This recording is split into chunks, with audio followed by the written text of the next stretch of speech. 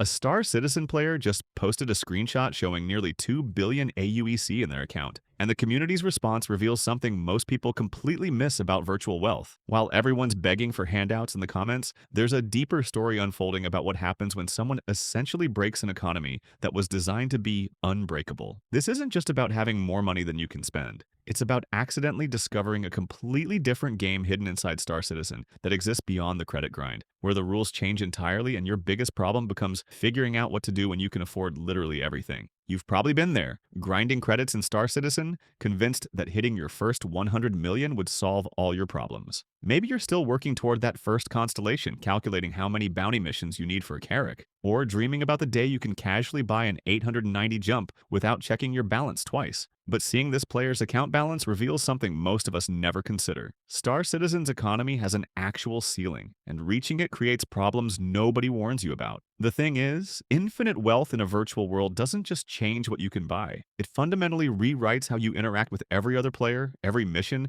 every risk calculation. Understanding what happens at these extreme wealth levels teaches you more about Star Citizen's true design philosophy than any official documentation ever could. What you're witnessing is economic endgame in Star Citizen, where a player has accumulated so much AUEC that traditional gameplay loops become completely meaningless. In mechanical terms, they've transcended every credit-earning activity the game offers. Think of it like reaching max level in an RPG, except the game keeps going, and you suddenly realize the real content was never about the leveling system. Most players assume the goal is simply accumulating more credits. But that perspective misses the fundamental design philosophy behind Star Citizen's economic systems. This player hasn't won Star Citizen. They've unlocked access to what the game was actually designed to become at scale. They're now playing the social economy meta, where wealth transforms into a tool for orchestrating experiences rather than simply acquiring digital assets. It's the difference between being a player and becoming a content creator for everyone else on the server. Extreme wealth completely rewrites your relationship with risk in ways that break every assumption about how Star Citizen is supposed to work. When you're sitting on 2 billion credits, ship insurance becomes a meaningless concept. Cargo runs stop being about profit margins and become something else entirely. PvP encounters lose their financial sting because replacing a fully loaded Hull C represents pocket change rather than a devastating loss that keeps you awake at night. You might remember that feeling when you first hit a comfortable credit balance, maybe 50 or 100 million, where you stopped calculating fuel costs for every quantum jump,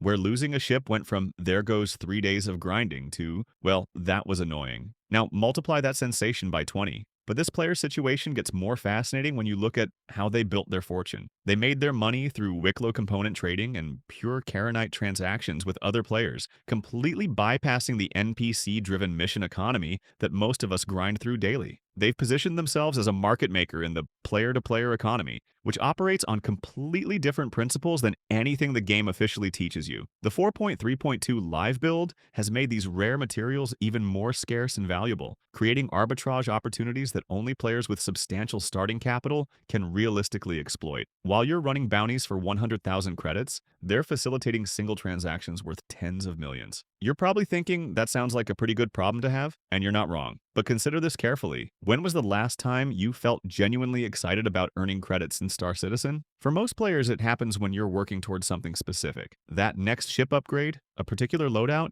maybe saving for something that feels just out of reach. But what happens to your motivation when you can purchase literally everything the game offers? And if you're finding this perspective shift as mind-bending as it should be, you might want to stick around for more deep dives into Star Citizen's hidden mechanics. The subscribe button is right there, and honestly, if you're the kind of person who thinks about virtual economies this deeply, you're exactly the kind of viewer who makes these videos worth making. The community suggestions in that Reddit thread reveal something profound about how we actually value virtual achievements versus the journey required to earn them. This player has accidentally transformed into a content creator for other players, whether they fully understand their new role or not. Look at the highest voted community response. Someone suggesting they organize elaborate rescue scenarios using their 890 jump, hiring entire organizations for security, while offering millions in rewards to anyone capable of extracting them from hostile situations. That's not creative spending. That's emergent gameplay design happening in real time. You've probably experienced smaller versions of this phenomenon. Maybe you've been invited to someone's ship for an impromptu tour,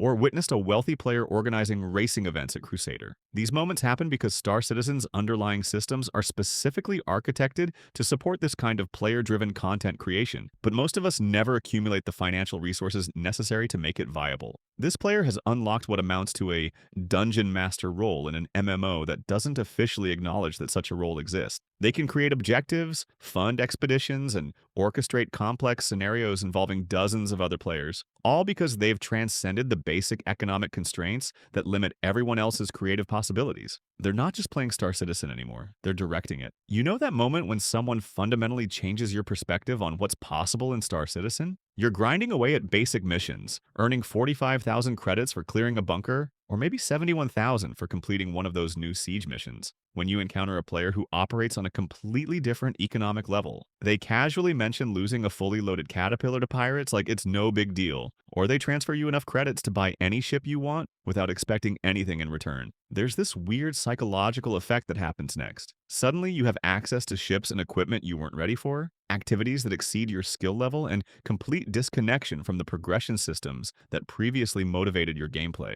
It can actually ruin the experience temporarily because you realize how much of Star Citizen's appeal comes from working toward goals rather than simply achieving them. The journey creates investment in outcomes that pure wealth can't replicate. It's like being given cheat codes for a game you were actually enjoying playing legitimately. Star Citizen's upcoming features like base building, capital ship operations, and expanded organizational gameplay are specifically designed to create meaningful wealth sinks for players in exactly this situation. The development team has consistently indicated through various updates that they want players to invest in persistent infrastructure, maintain NPC crews, and function as space-based industrialists or faction leaders. This player isn't just wealthy within current game systems, they're positioned to become a significant power broker when the economic complexity expands dramatically. But you can use this intelligence immediately, even without billions in your account. If wealth accumulation is your objective, focus your efforts on rare material acquisition and player-to-player market manipulation rather than repetitive mission completion. Master the Wicklow crafting requirements, understand commodity price fluctuations across different systems,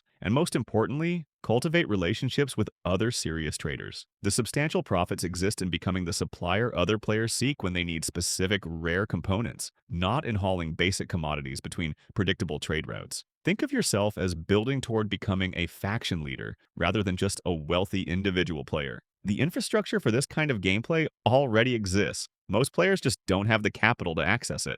The Star Citizen subreddit's reaction to this wealth display perfectly encapsulates our community's complex relationship with virtual economic achievement. Half the responses are predictable jokes about excessive playtime, while the other half demonstrate genuinely creative thinking about player-driven event creation. There's this ongoing cultural phenomenon in our community around space benefactor players who fund entire organizations or sponsor large-scale operations, and it reflects something uniquely positive about Star Citizen's player base. We intuitively understand that individual economic success can transform into collective entertainment experiences. Longtime community members remember various wealth-driven events that created some of the most memorable Emergent gameplay sessions in the game's history, proving that extreme individual resources often benefit the broader player ecosystem in unexpected ways. So how do you actually apply this knowledge to improve your Star Citizen experience? Completely reframe how you think about credits. Stop viewing them as just numbers to increase and start understanding them as tools for creating meaningful interactions with other players. If you're early in your Star Citizen journey, prioritize building genuine relationships with established traders and learning market dynamics rather than grinding repetitive missions for incremental credit gains. The players making serious money aren't running the same bounty missions as everyone else. They're identifying market inefficiencies, building supply chains, and creating value where none existed before. If you've already achieved financial stability, consider how your resources could generate content and experiences for others in your organization or server population. Host competitive events, fund exploration expeditions into dangerous systems, or become the player who helps newcomers transition from starter ships to viable gameplay loops. The crucial insight is that Star Citizen's economy is fundamentally social. The most valuable and interesting transactions happen between players who trust each other, not through impersonal NPC interactions. Every major patch can potentially reset economic progress, so the relationships and reputation you build within the community represent more lasting value than any account balance ever could. Extreme Wealth in Star Citizen reveals the game's true design intention as a social sandbox environment rather than a traditional space simulation with economic elements. Whether you're working toward your first million credits or managing hundreds of millions, think strategically about how your economic decisions create interesting stories and opportunities for other players. What's the most creative or memorable thing you've witnessed a wealthy player accomplish in Star Citizen? Share your experiences in the comments because these stories often reveal gameplay possibilities that most players never consider, and they help everyone understand what this game is actually capable of becoming. Thanks for exploring Star Citizen's hidden economic dynamics with me. Understanding how wealth functions at these extreme levels gives you insight into the game's long-term design philosophy and helps you make better decisions about your own progression path. The real value isn't the credits you accumulate, it's the experiences and relationships you create while earning them. And sometimes, it's discovering that the game you thought you were playing was just the tutorial for something much more complex and interesting. See you in the verse, citizens!